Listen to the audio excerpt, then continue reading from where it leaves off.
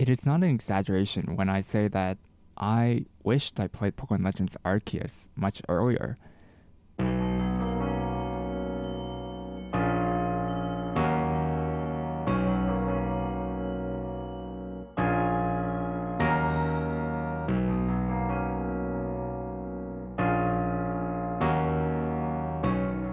See, when the game came out in 2022, I was still a college student at the time, trying to pursue a computer science degree.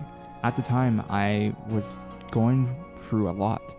Being a student, going through a part-time job, going through a lot of adulthood life stuff.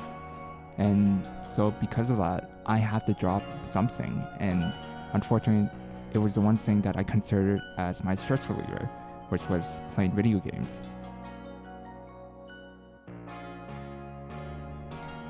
Now, the only reason why I'm playing this game is because of the recent announcement to Pokémon Legends C-A, or CA, however you want to call it.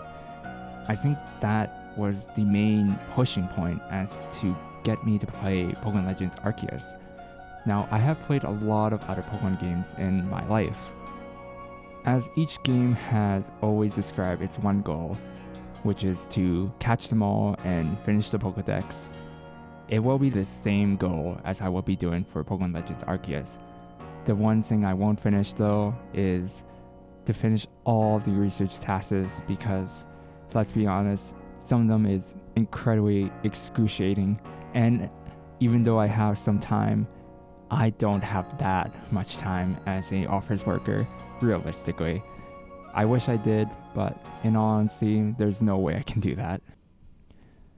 The main goal of the game is, as I mentioned, to catch them all, as given to us by Arceus himself. Now, the beginning of the game feels very similar to a Pokemon Mystery Dungeon intro, where you are being dragged into a new world and you are being asked different questions on how, who, and what are you. There are different similarities to the two games, and I think this also brings me some memories as to when I was going to Japan, experiencing a new world and kind of scared but also very excited on the new environment that I was in. This also kind of showcases the town's feelings towards you. When you first enter the town, a lot of the residents are very terrified of you or are not very welcoming of you. I think this relates to a little bit of life where when you see something new, it's kind of hard to accept it or to be able to mold and allow it to enter your life. As a kid, I kind of relate to this a lot, where when you were trying to fit in and it was very difficult to be able to find a group of friends to be able to match up with your interests. It was very difficult, and it felt like you were an outcast as well. Having everyone stare at you and not really too sure what to say or do, it's kind of hard, especially if you are incredibly introverted like myself. And I am still incredibly introverted to this day, but I'm very, very glad that I have a good close of friends to rely on, an amazing girlfriend with me as well, to help stand beside me and be able to help me along the way. Though the main goal of this game is to catch them all, there are a couple of side goals that we need to accomplish, such as helping people out, being able to calm the alpha Pokemon, how to get home to our timeline, and of course, whenever we are going through these sub-goals, we'll also need to face opposing forces, obstacles, roadblocks, etc. Now, to accomplish our goals to catch them all, there are a lot of new game mechanics that is being thrown at us, such as space-time distortions, upgrading our storage, which, man, this guy here, he is a millionaire, and he's probably a billionaire in our modern time. Player health is very interesting. The changes to hail is now snow, which is an amazing change in my opinion. Frostbite and drowsy status is being introduced. like I mentioned, alpha and normal Pokemon, which in the wild, alpha Pokemon are just much stronger. When you catch them, it's mostly just a size change, and they now have something called a GV value, which I will explain soon. How we evolve Pokemon, you don't have them automatically evolving nowadays, which is pretty nice here and there. And a shiny indication that indicates whether or not this is shiny using visual and audio cues.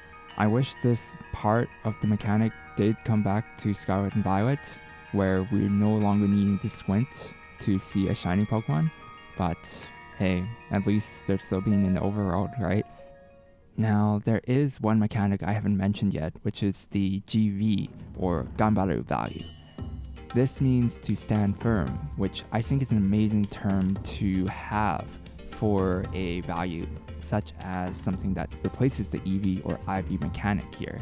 This is because in a world where catching and battling Pokemon is not very common, and a lot of times the Pokemon they're in the wild to fight for themselves, standing firm to the ground and be able to fight for your honor or to fight your beliefs is something that I think is amazing to say, especially that given that the world is a dangerous place, at least in the time of where Pokemon Legends Arceus is being placed in. Ganbaru value is a perfect terminology in my opinion. With that being said, the battle mechanics are slightly different than your traditional Pokemon games. Though it's not like Pokemon XD and Colosseum where you're catching shadow Pokemon and making the trainers wonder, hey, what's going on? Why did my Pokemon disappear from me? My powerful Pokemon. Instead, you can still fight them the traditional way, which is fine, but you can also catch Pokemon by simply throwing a Pokeball in the wild. You don't have to fight them.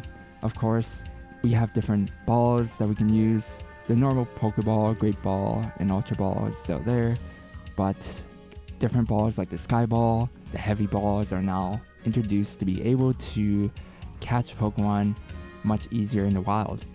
On top of that, when we are in battle, strong and agile moves are introduced to bring a new life to how you use your moves. Agile moves being a little weaker, but allows you to have a chance to attack twice, whereas a strong move, though much stronger in its nature, will cost you a turn. I think this brings a lot of complexity to how we battle with our Pokemon, even though it's just 2 introductions to the battle mechanic, which is oddly satisfying when you think about it. Would you go strong moves just so you can OHKO your opponent? Or would you go agile to ensure that you get another attack for the next Pokemon that's coming out? There's also new movesets, and just in general, I think a lot of these moves have a new feeling of how strong, how quick, or how impactful when it lands on the opponent. It feels like you're exactly there, feeling the Hyper Beam being thrown at, or I suppose being beamed at the opponent, and you can feel the impact of how strong that is. Each trainer battle feels more impactful now too. Even though at the beginning of the game it really didn't matter, you were just essentially just having fun, catching Pokemon, life's good, you're just trying to fit in, you know? But as time progresses and as you get better at catching Pokemon, getting stronger teammates, and resolving different issues, each trainer battle feels like it matters more and more. Almost like the weight of the world is starting to stack onto your shoulders. And you can definitely feel it every time when you encounter a trainer called Volvo. He definitely feels like a trainer that you will see a lot and you're not too sure why. But every time when you meet him, it feels like something's going on and that you need to watch out. By the end of the game, you feel like everything's on your shoulders, and every button you press to click on a move to ensure that you take out your opponent matters a lot.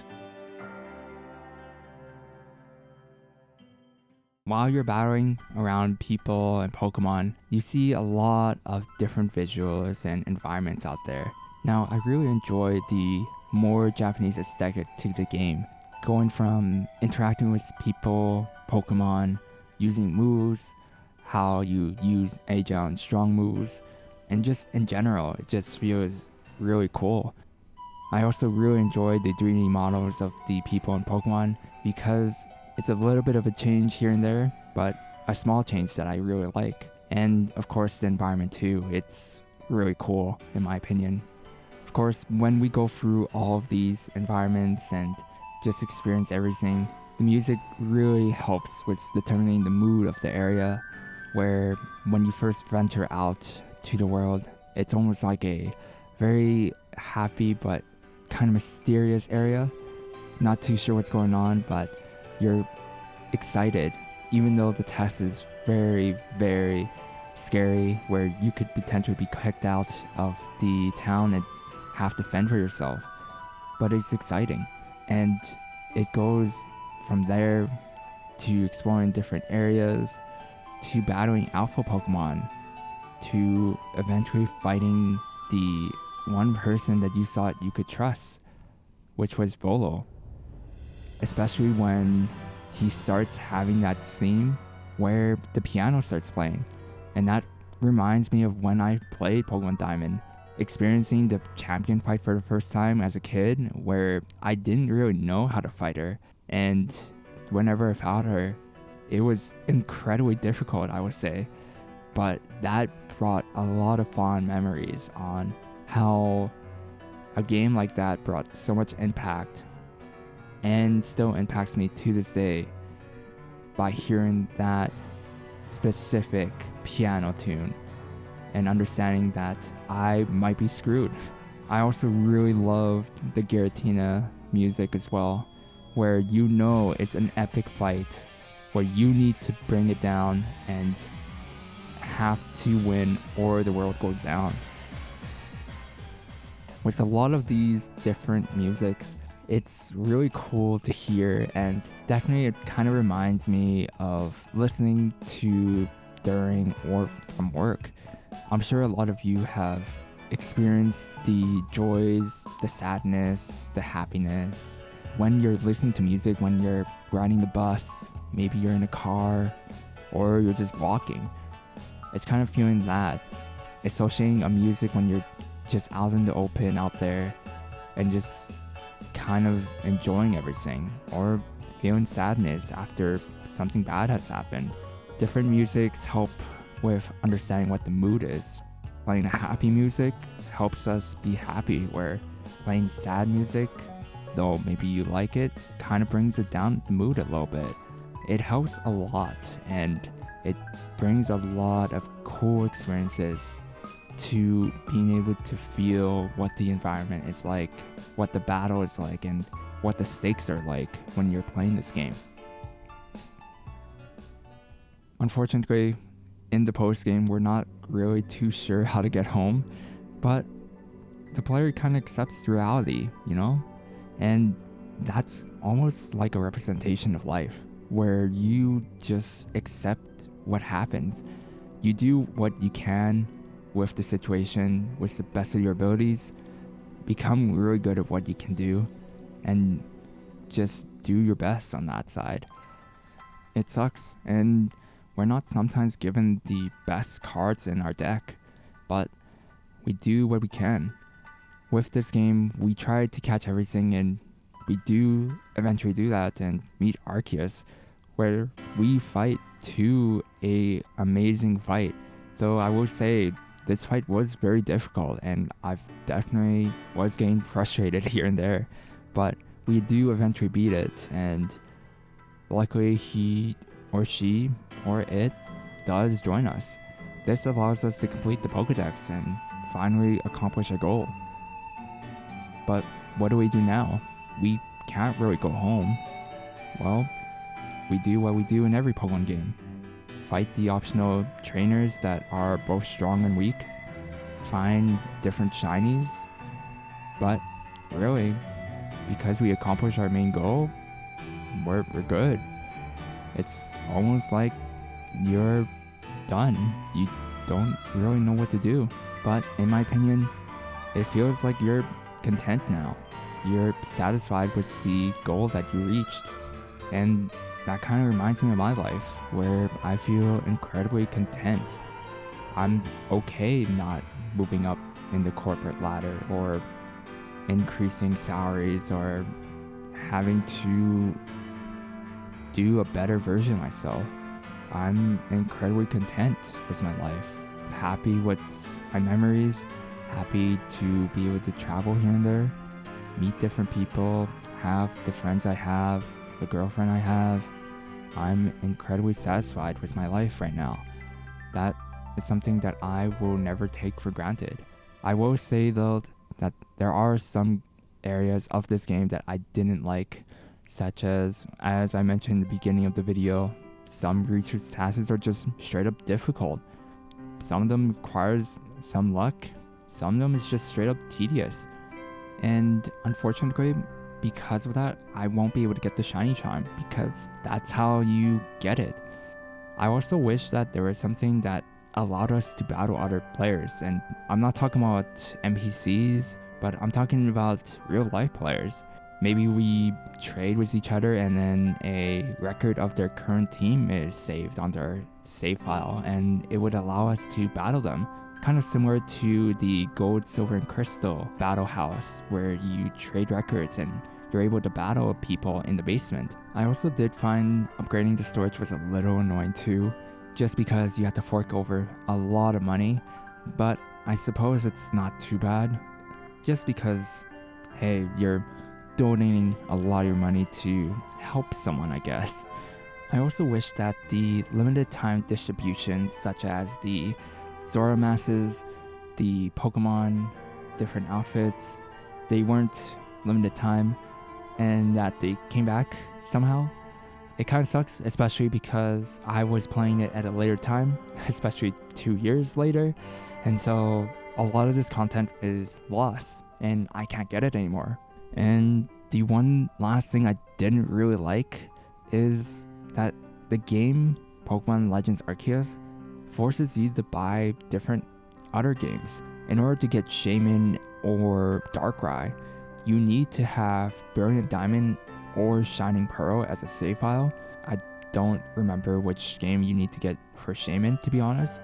In my opinion, that sounds like a DLC, but a very roundabout way to do it, and I don't like that at all. Especially because those Pokemon are already coded in the game, so why do I have to buy a separate game to be able to get a single Pokemon?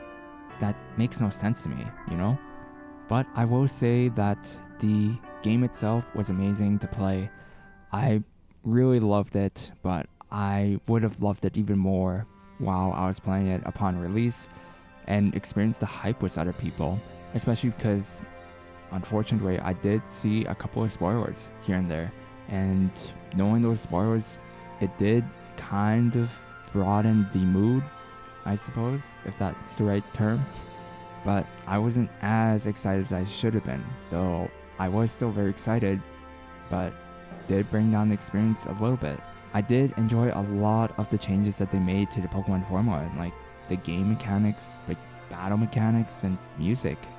And it's really cool too to play a game like this, because even though I did a lot in my last 2 years of my life, it feels like even though we were continuing to move forward in our life, this game at least stayed the same and remained, and we can always revisit it and play it and enjoy it, and I incredibly appreciate that.